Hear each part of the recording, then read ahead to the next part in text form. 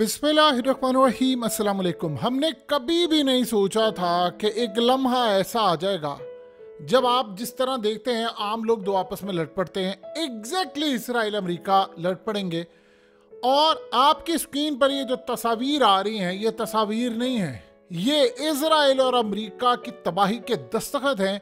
जो सैटेलाइट तस्वीरें उठाकर इसराइल ने अमेरिका के मुंह पर दे मारी हैं, और मुंह पर इस तरह दे मारी हैं कि सारे मीडिया में जारी करके उन्होंने कहा है कि ये है तुम्हारी सुपर पावर, ये है तुम्हारी ताकत, और ये तुम काम कर रहे हो हमें बचाने के लिए, अपने आप को बचाने के लिए। देखो इसको, तुम्हारी सुपर पावर, तुम्हारी ताकत का जनाजा निकल रहा है।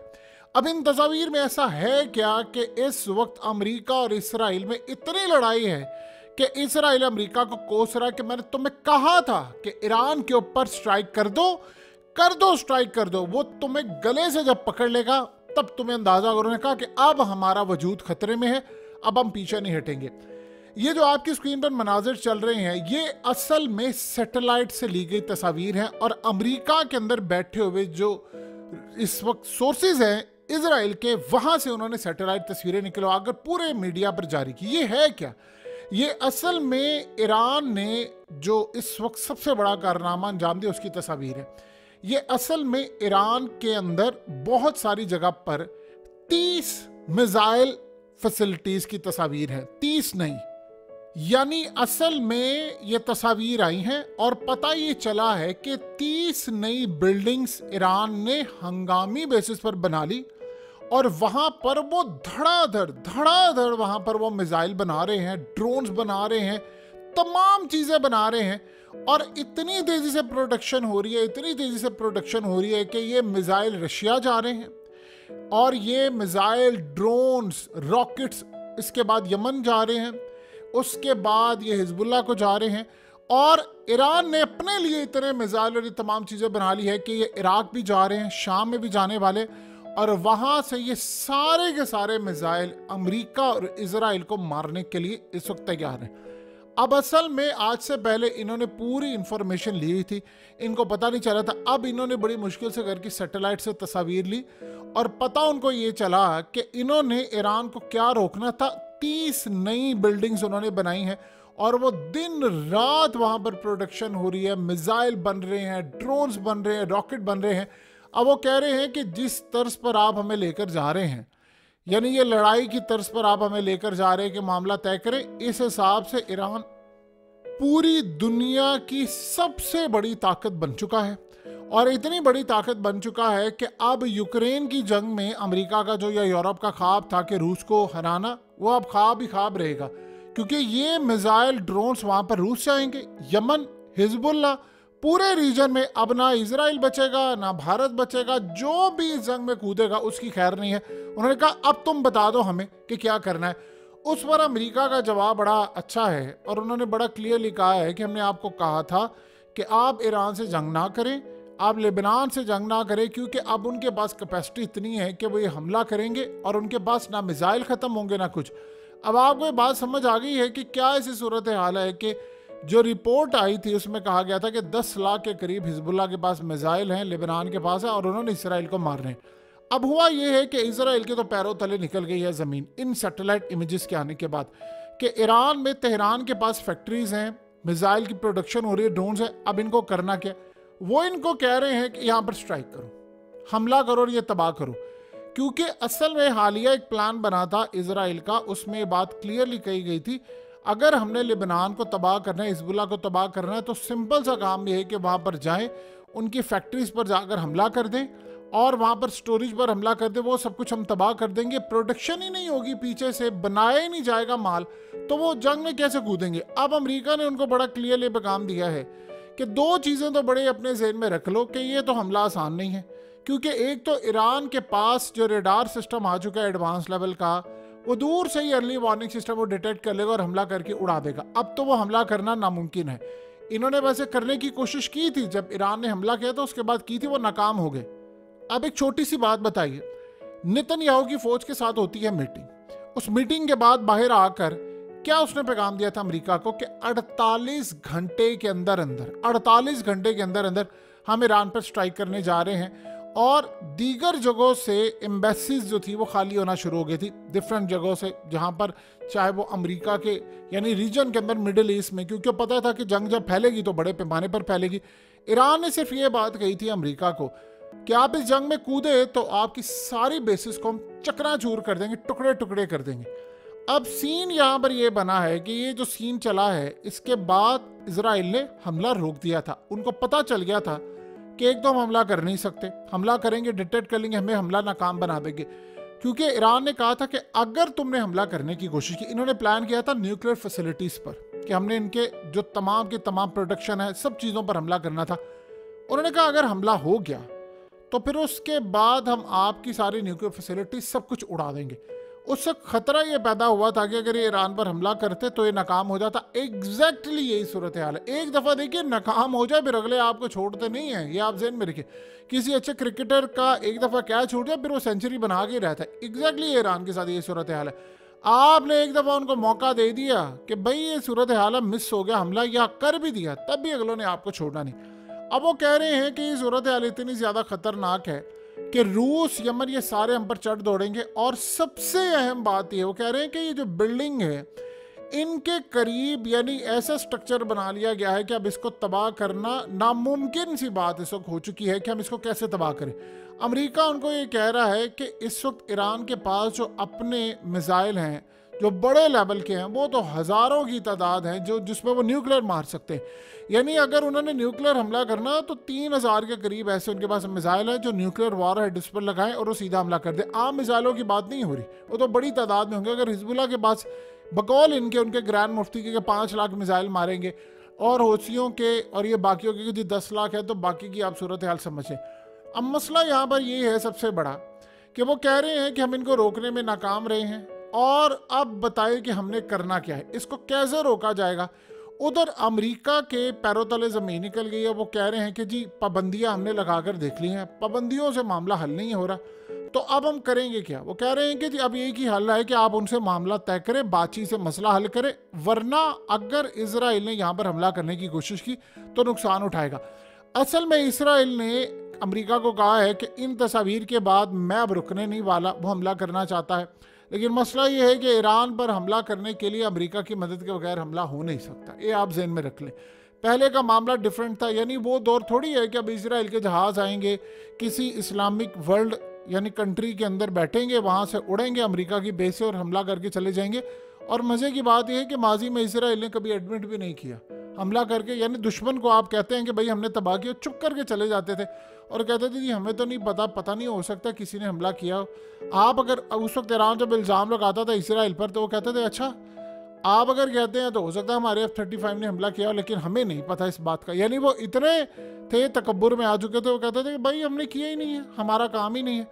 अब मसला ये है कि ये कर नहीं सकते। अब ये अगर करेंगे, देखिए दो ही चीज़ें होंगी, या तो आप हमला कर देंगे कामयाब होगा, नाकाम, दोनों सूरतों में इनकी तबाही है। अमेरिका को कोई फौजी अड्डे दे नहीं रहा, तो ये सारे का सारा जो सिनेरियो चल रहा है वो कह रहे हैं कि अब बताएं हम कहाँ पर खड़े हैं, हमारे पास जो करने के लिए कुछ नहीं है। सो इसराइल सबसे ज़्यादा इस वक्त पोजीशन में आ चुका है जो लूजिंग साइड है। मसला यहाँ पर ये है कि ये जो प्रोडक्शन है इसकी हिफाजत कौन करवा रहा है, चाइना और रूस। ये दो ममालिक क्यों करवा रहे हैं? देखिए रूस को यहाँ से मिसाइल जा रहे हैं, तो रूस को जब मिसाइल जाएंगे तो वो तो आप अंदाजा कर लेना क्या वो पीछे हटेगा, सवाल ही पता नहीं होगा उसको। यहाँ से फैक्ट्री से मिसाइल जा रहे हैं, चीज़ों से यहाँ से मिसाइल जा रहे हो, तो बड़ा खुश है कि भाई ये उनकी प्रोटेक्शन चाहिए और इसकी हिफाजत करने के लिए उन्होंने एडवांस सैटेलाइट सिस्टम दिया हुआ है, रेडार सिस्टम दिया हुआ है, प्रोटेक्शन लेयर दी हुई है। आप ये अंदाज़ा कर लें कि अगर ये तस्वीर उतार सकते हैं तो आप एक बात बताइए, क्या डाटा इनके पास पहले नहीं था? अब सोचे ना, एक बिल्डिंग बन रही है, वो एक दिन में तो बननी नहीं है, वो बिल्डिंग तैयार होनी है, वहाँ पर फैक्ट्रीज बननी है, वहाँ मिसाइल की प्रोडक्शन होनी है। क्या इनके पास यही सिर्फ तस्वीर है? वो बड़ी देर से हो रही थी। इन्होंने हमला करने की कोशिश भी की है, ये करना चाह रहे थे लेकिन नाकाम थे। अब तक ये नाकाम इसलिए हो रहे हैं क्योंकि इनको पता है कि ये नाकाम होगा हमला और हमारे गले पड़ जाएगा। और ये बात तो अमेरिका की ठीक है ना कि हमला नाकाम हुआ तो तुम्हारी खैर नहीं है। सो अब 277 दिन होने के बाद सबसे बड़ा मामला ये है कि इस वक्त मामला ये सामने आया, एक अजीबोगरीब सिस्टम है कि इन्होंने यानी इसराइल को खतरा ये लग रहा है कि अगर हम हमला करेंगे तो कुछ ना कुछ होगा। असल में पिछले काफ़ी अर्से से हिजबुल्लाह ने इन पर मारे हैं बहुत ज़्यादा ड्रोन। तो ड्रोन मारने के बाद आज इसराइल ने एक बड़ा ऐलान किया। उन्होंने कहा जी हमने फिनलैंड से एंटी ड्रोन सिस्टम ले लिया है, और ये एयर यानी आप समझते एयर फेंस सिस्टम है, ये इनकी जो इंटेलिजेंस एजेंसी है शिनबैत, उन्होंने जाकर खरीदा है। और जाकर इसलिए खरीदा, वो कह रहे हैं कि जी हमारे ऊपर हमला होता है हमें पता नहीं चलता, ड्रोन आ जाते हैं हमारा, यानी आयरन डोम तबाह हो गया है, वो नकारा हो गया, पैट्रियट डिफेंस सिस्टम फेल हो गया।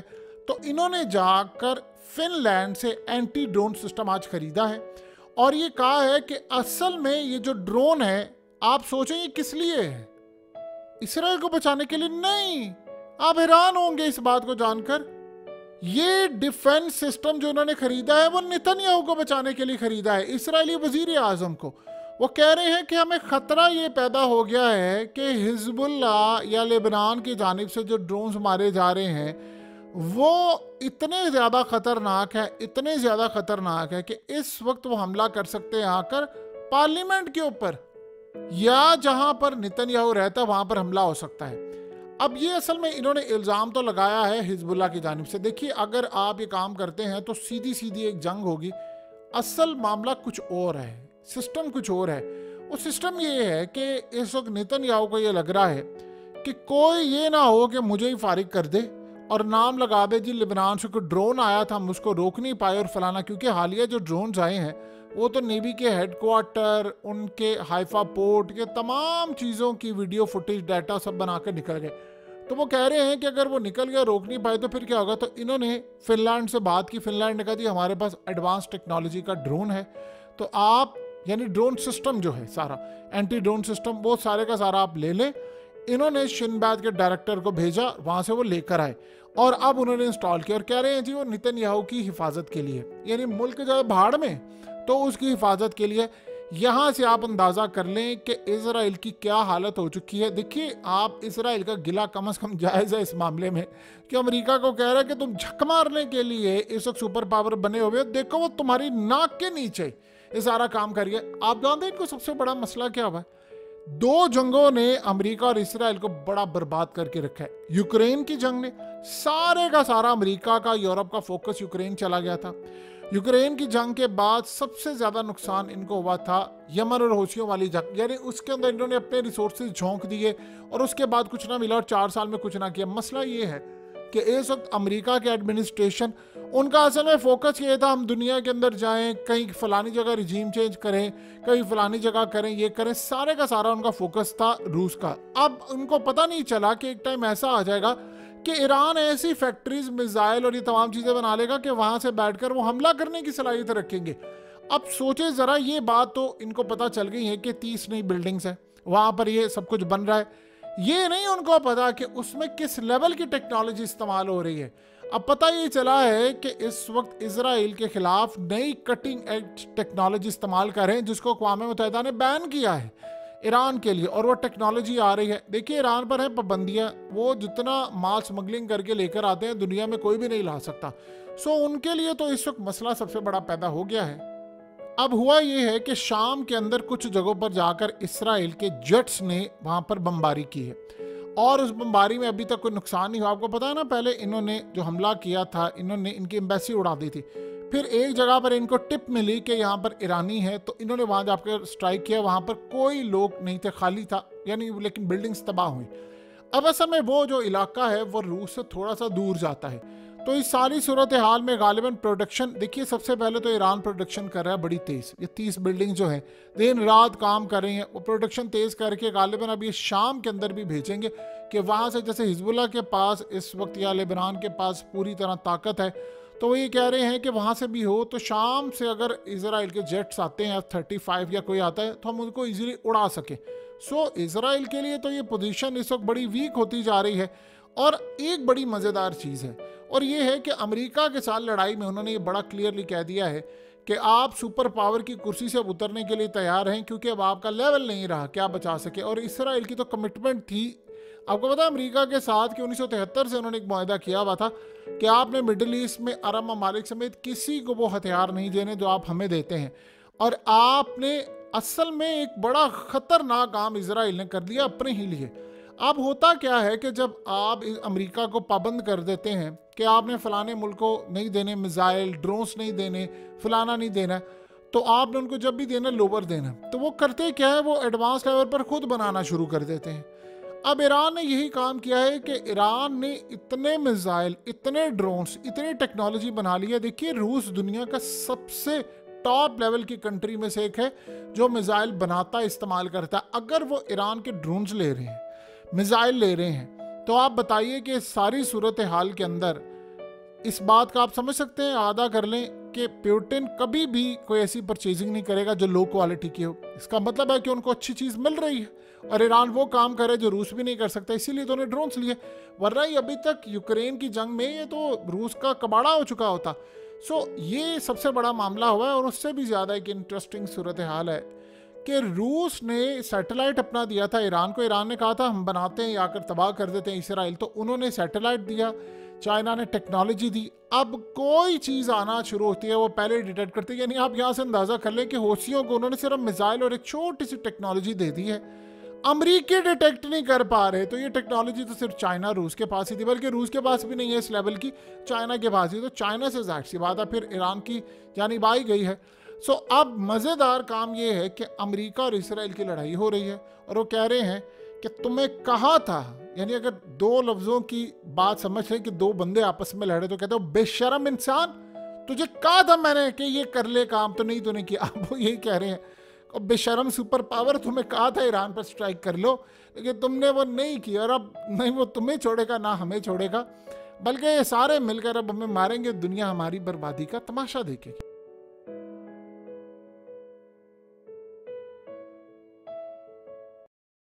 हकीकत टीवी को सब्सक्राइब करना मत भूलें, वीडियो को लाइक करें, शेयर करें और कमेंट सेक्शन में अपनी राय का इजहार ज़रूर करें।